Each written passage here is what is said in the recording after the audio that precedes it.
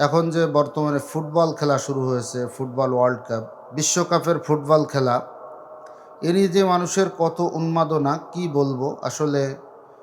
বললেও তো মানুষ মানবে না, তারপরেও বলতে হয়।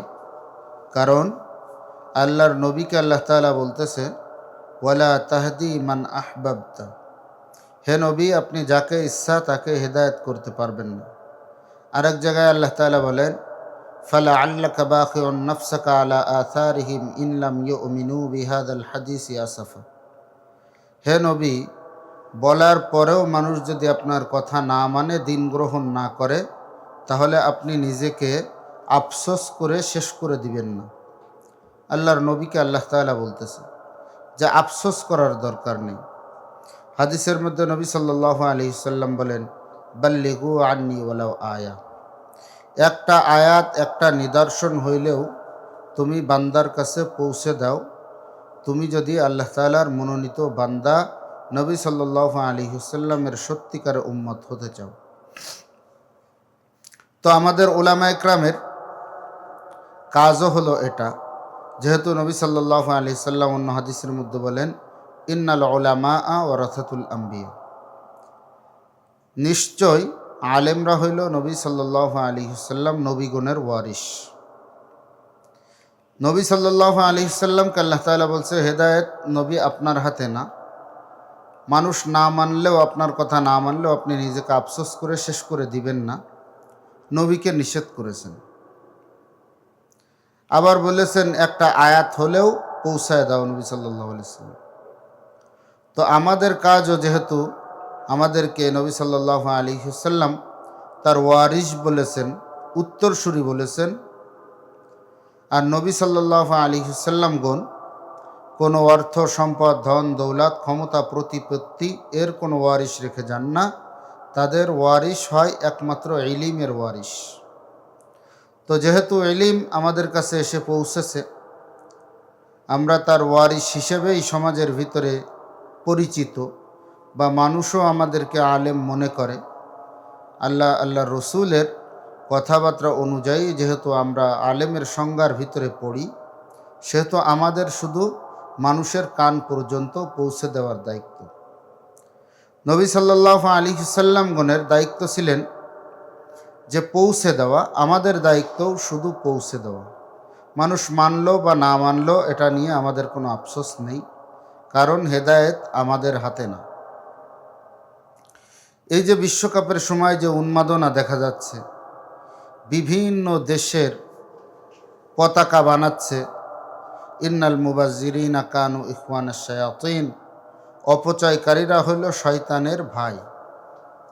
বিভিন্ন দেশের পতাকা বানাচ্ছে, এবং এই দেশগুলো কারা এই সম্পর্কে তাদের কোনো খোঁজ নেই। সাম্প্রতিক সময় এখনও বর্তমানে যে যুদ্ধ চলমান চলতেছে, ফিলিস্তিনের গাজা, এখানে হাজার হাজার লক্ষ লক্ষ মুসলমানকে নির্বিচারে, শিশু, বৃদ্ধ, বৃদ্ধা, নরনারী সবাই করতেছে ঢালাওভাবে। সেখানে বিশ্বের সব থেকে বেশি অস্ত্র সরবরাহ করেছে, এক নম্বরে হলো মার্কিন যুক্তরাষ্ট্র, এবং 2 নম্বরে যে নামটা আসে সেটা হলো ব্রাজিল। এই ব্রাজিল সব থেকে বেশি অস্ত্র সরবরাহ করেছে।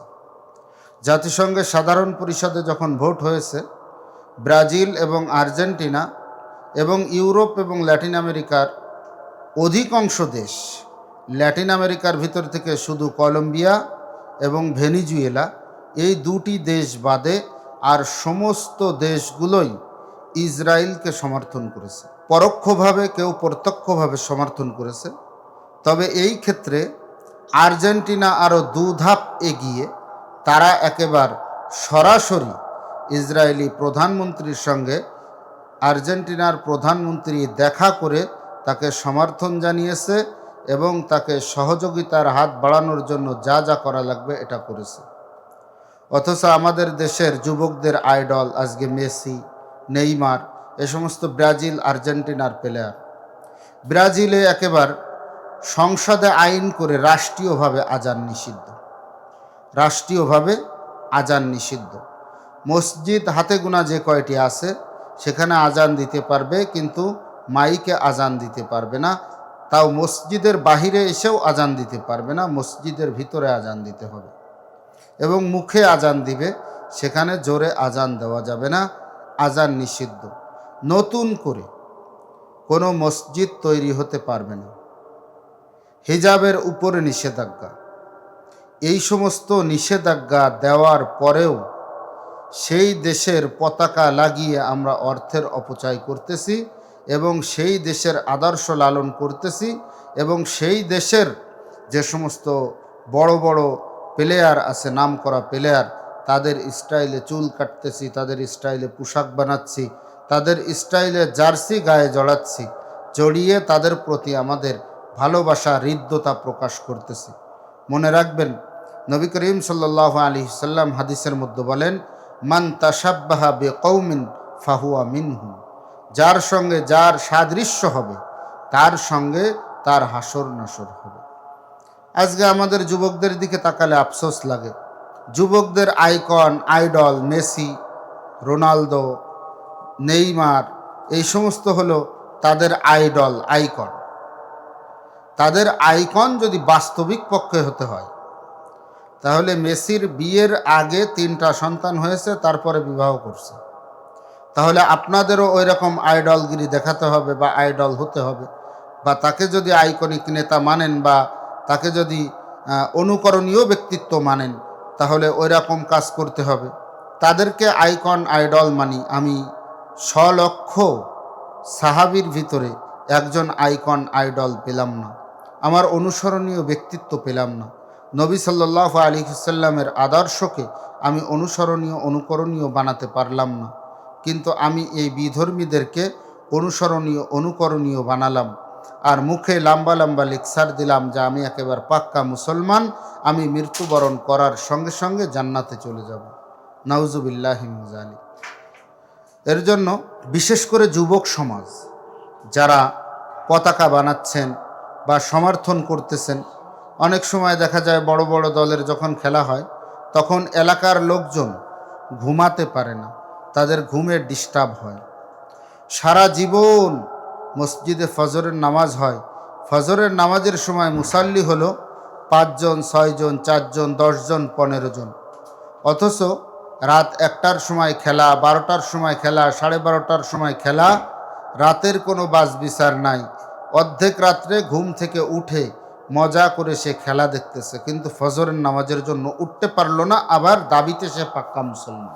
এর জন্য ভাইরা আমার, যারা এই পতাকাগুলো বানাচ্ছেন, যেখানে সেখানে দেখা যাচ্ছে পতাকা টানাতে গিয়ে বা পতাকা উত্তোলন করতে গিয়ে ছাদ থেকে পা পিছলে পড়ে সারা জীবনের জন্য পঙ্গু হয়ে গেছে, একেবারে নিহত হয়েছে, বা তার সর্বস্ব শেষ হয়ে গেছে। অনেকে জমি বিক্রি করে পতাকা বানাচ্ছে দেশের মহব্বতে, সে এখানে সর্বস্ব হচ্ছে। তারা খেলা করে গিয়ে বিরিয়ানি পোলাও খেয়ে ঘুমাচ্ছে। আমরা ইনশাল্লাহ রাত 12টা 1টার সময় গরম ভাত নষ্ট হয়ে গেছে, গরমের সময় পানি দিয়ে পান্তা ভাত খাচ্ছি। তারপরেও দেশের প্রতি যদি মহব্বত করলে, তাদেরকে মহব্বত করলে যদি কোনো লাভ থাকতো, তাহলে তো আমি অবশ্যই তাদেরকে মহব্বত করার জন্য আপনাদেরকে বলতাম এবং আমিও মহব্বত করতাম। কিন্তু লাভ তো নাই, কিন্তু ক্ষতি আছে। মান তাশাব্বাহা বিকৌমিন ফাহুয়া মিনহুম। যার সঙ্গে যার সাদৃশ্য হবে, তার সঙ্গে তার হাসর নাসর হবে। আমার আপনার সাদৃশ্য আজকে 100 লক্ষ সাহাবীদের স্টাইলে সাদৃশ্যমান হতে পারলাম না, প্লেয়ারদের সাদৃশ্যে সাদৃশ্যমান হলাম। চুলের কাটিংয়ের ভিতরে ওই ইয়াহুদি নাসারারা যেভাবে একেবারে কি স্টাইলে চুল কাটে, বিভিন্ন ধরনের স্টাইলে, এই স্টাইলে আমি চুল কাটলাম, এই স্টাইলে আমি দাড়িতে একটু স্টাইল করলাম, মোচে একটু স্টাইল করলাম, চুলের ভিতরে বিভিন্ন প্রকারের স্টাইল করলাম। তারা হাতে, গায়ে, পায়ে ট্যাটু আঁকে, যেটা সম্পূর্ণ হারাম, নাজায়েজ। এই ট্যাটু আঁকলাম তাদের অনুকরণে। অনেক কথা এর ভিতরে ট্যাটুর বিষয় আছে। তারা একেবারে দাজ্জালের অনুসারী। এই মুসলমানের বাচ্চারাও এখন তাদেরকে দেখে দেখে এই সমস্ত ট্যাটুগুলো আঁকা শুরু করেছে। ভাই এক দলের সাপোর্টার, আর এক ভাই আরেক দলের সাপোর্টার। পিতা আর সন্তান 2 জন 2 দলের সাপোর্টার। পিতা আর সন্তান বাড়িতে মারামারি কি নিয়ে? এই 2 দলের সাপোর্ট নিয়ে। ভাই ভাই মারামারি। প্রাণপ্রিয় বন্ধু একসঙ্গে সদা সর্বদা থাকে। দুইজন দুই দলের সাপোর্ট করার কারণে একজন আরেকজনের সঙ্গে তুমুল গণ্ডগোল, মারামারি, এমনকি এখানে আহত হওয়ার, নিহত হওয়ার সংবাদও আমরা প্রতিনিয়ত সামাজিক যোগাযোগ মাধ্যমে দেখতেছি। পতাকা টানাতে গিয়ে আহত নিহত হওয়া, মানুষ একেবারে সম্পদ হারিয়ে ফেলে মহব্বতে দেউলিয়া হয়ে যাওয়া, এগুলো আমরা সামাজিক যোগাযোগ মাধ্যমে দেখতেছি। তারপরেও আমাদেরকে যখন উলামা একরাম বলতেছে যে এগুলো ভাই করো না, এগুলো ভালো না, তখন আমরা সঙ্গে সঙ্গে কি বলে দিচ্ছি? হুজুররা শুধু ফতুয়া দেয়, হুজুররা বুঝেটা কি? খুদার কসম, হুজুর রাজা বুঝে, আলেম রাজা বুঝে, তোমাদের বুঝতে সেটা 100 বছর সময় লাগবে, কিন্তু 100 বছর পরে তোমার আর দুনিয়ায় থাকার সৌভাগ্য হবে না। তোমাকে থাকতে হবে কবরে, তোমার গোস্ত হাড্ডি সব কিছু পোকায় খেয়ে যাবে, তোমার রূহ থাকবে জাহান্নামে। তখন তুমি বুঝবা এবং আফসোস করবা যে উলামা একরাম যেটা বলতো কেন আমরা দুনিয়াতে সেটা শুনলাম না। এর জন্য ভাইরা আমার, মানুষের সব থেকে দামি জিনিস হলো ঈমান। মানুষের সব থেকে দামি জিনিস হলো ঈমান। আমাদের মুসলমানের এতটুকু ঈমান আছে, নামাজ না পড়ুক, রোজা না থাকুক, কোনো কিছু না মানুক ইসলামী শরিয়াতের, কিন্তু একজন মুসলমানকে যদি বলা হয় তোমাকে শূকরের গোস্ত খেতে হবে, ওই মুসলমানটাও নির্দ্বিধায় বলবে ভাই আমাকে গুলি করে মেরে ফেলো, কিন্তু আমি শূকরের গোস্ত খেতে পারবো না। একজন ঈমানদার না, তার ঈমানের সিটা ফুটাও তার ভিতরে সামান্য কিছু আছে, সে শুধু নামে মুসলমান, তাকেও যদি শূকরের গোস্ত খেতে বলা হয়, গোস্ত কিন্তু সে খাবে না, বলবে আমাকে গুলি করে মেরে ফেলো, তারপরেও আমি শূকরের গোস্ত খাবো না। ভাইরা আমার, শূকরের গোস্ত খাওয়া যেমন হারাম, শূকরের গোস্ত খাওয়া যেমন হারাম, মুহাব্বতের সঙ্গে এই সমস্ত দেশকে সাপোর্ট করাও তেমন হারাম। শূকরের গোস্ত খাওয়াটা যেমন হারাম, মুহাব্বতের সঙ্গে এই সমস্ত দেশের জার্সি গায়ে দেওয়াটাও এরকম হারাম। শূকরের গোস্তটা যেমন হারাম, এই সমস্ত দেশের প্লেয়ারদেরকে আইকন, আইডল মেনে নিজের 3.5 হাত বডিকে তাদের মতন সুসজ্জিত করাটাও সম্পূর্ণ হারাম। আজকে আমরা শুধু মনে করি নামাজ না পড়াটা হারাম, রোজা না রাখাটা হারাম, শূকরের গোস্ত খাওয়াটা হারাম, কাউকে হত্যা করা হারাম, মিথ্যা সাক্ষ্য দেওয়া হারাম, এরকমভাবে জিনা ব্যভিচার করা হারাম, চুরি করা হারাম, ডাকাতি করা হারাম, এইগুলো মনে করি। কিন্তু বাস্তবিক পক্ষে এর বাহিরেও অনেক হারাম আছে যেগুলো আমরা দেদারসে করে যাচ্ছি।